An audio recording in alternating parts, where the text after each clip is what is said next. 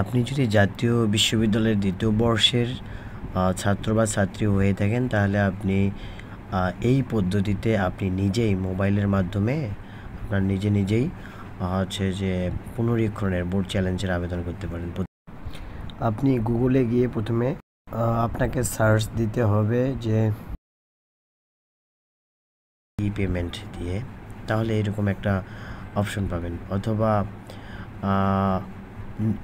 New online service click করতে পারেন। সেখানে গিয়ে 3 লাইনে ক্লিক করবেন। আপনারা যদি আপনি 3 লাইনে ক্লিক করেন তাহলে কিছু ফিচার্স পাবেন। নিচে আসবেন, নিচে আসলে সার্ভিসেস লেখাটাতে ক্লিক করবেন।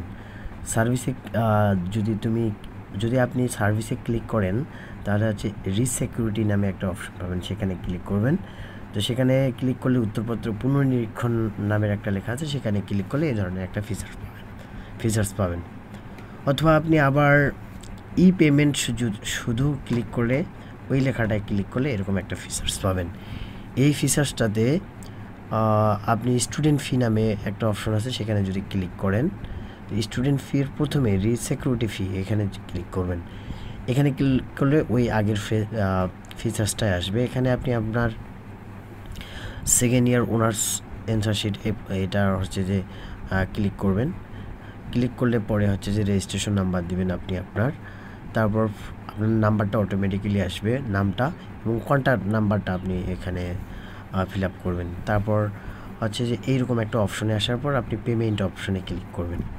পেমেন্ট অপশনে ক্লিক করার পর এখানে মোবাইল ব্যাংকিং আছে, এখানে ক্লিক করলে আপনি নগদ, রকেট, বিকাশ যেটা ইচ্ছা আপনার দিতে পারবেন। তো আমি বিকাশে ক্লিক করলাম। বিকাশে ক্লিক করে এখানে 60 টাকা 20 পয়সা অতিরিক্ত কাটবে, আর এক সাবজেক্টের জন্য 1200।